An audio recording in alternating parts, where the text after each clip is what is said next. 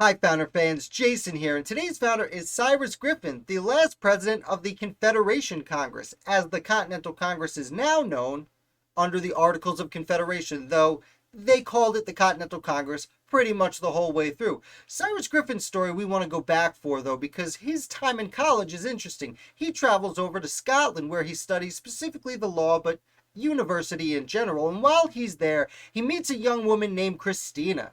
Now, Christina's of noble birth, and her nobility parents say you can't marry a backwater colonist. What are you thinking? But Christina and Cyrus are in love, and they elope. They fly by night, take cover of the hills of Scotland, elope, and then catch a boat back to North America, where Cyrus Griffin starts his law practice, hoping he can support the two of them.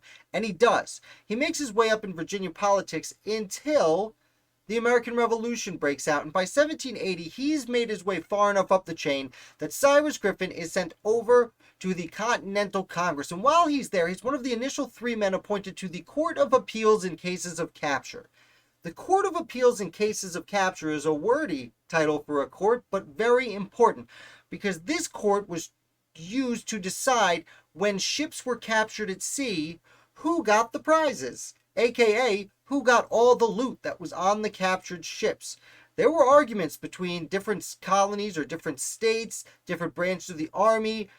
All sorts of different people were arguing who actually deserved those rewards. And, well, Cyrus Griffin, along with William Paca and Titus Hosmer, were chosen to sit on this Court of Appeals of Cases of Capture, which was recommended by George Washington, by the way. And the goal was to decide who got this loot. And what's really important about this court is it's really the first federal court that the United States has. Under the Articles of Confederation, there wasn't really a federal government. It was a confederated government. It was kind of federal, but there was not much interworking. The articles actually specifically state that the states retain their sovereignty, but this was an agreement on a federal level that this one little court branch of the Continental Congress was the final authority on certain matters when ships were captured. And that means that Cyrus Griffin is one of the first three federal judges in the history of the United States. Now, he sits on this court for a while, and he continues with the Continental Congress until 1788, after the Constitution is signed and sent out for ratification. And in fact, after not many, a handful of states have already ratified the U.S. Constitution, Cyrus Griffin is chosen as president of the Confederation Congress. Now, president of the Confederation Congress is not president of the United States. Very different. Instead of being a president overseeing a nation, the president of the Continental Congress or Confederation Congress was basically chairman. The people there elected someone amongst themselves who they thought would be reasonably good at gaveling someone quiet if they were getting out of hand, and Cyrus Griffin was put in this position. Now, before the Constitution even comes into effect, Cyrus Griffin actually has to consider whether or not to bring in Kentucky as a state in the Union.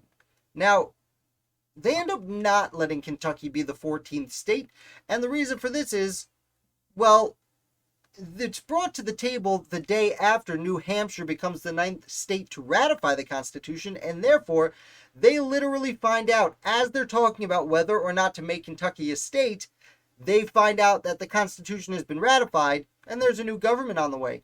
And the idea basically is, well, if they're going to replace us with a different government anyway, it wouldn't really be fair of us to bring in another state real quick. It would be a little bit sneaky. So they decide to table the Kentucky discussion. Don't worry, Kentucky does become a state. 15th state, though, not 14th. Vermont sneaks in there right after ratification, or a little bit after George Washington becomes president. Now, Cyrus Griffin actually keeps coming back during this transition period, preparing one government under the Articles of Confederation to cede its power to another government under the United States Constitution.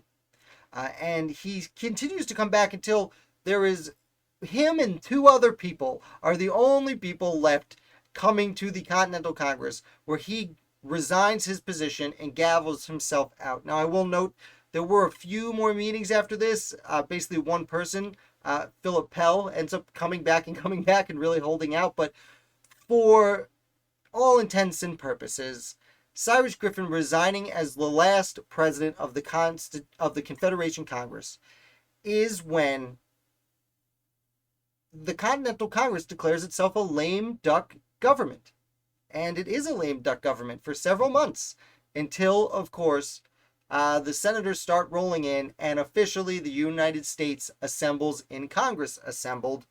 And Griffin goes on to pretty quickly be appointed as a federal judge by George Washington. He is the first federal judge for the District of Virginia, and he spends the last 20 years of his life in a position that, again, he essentially originated a decade and a half beforehand as a federal judge. So I hope you enjoyed this video. If you did, hit like. That's the best thing you can do in the world. And if you're new here, subscribe. Put out videos about different American founders 7 days a week, plus a whole bunch of live videos, trivia. We have a lot of fun here. It's all American Revolution. And I'll be back with another founder for you tomorrow.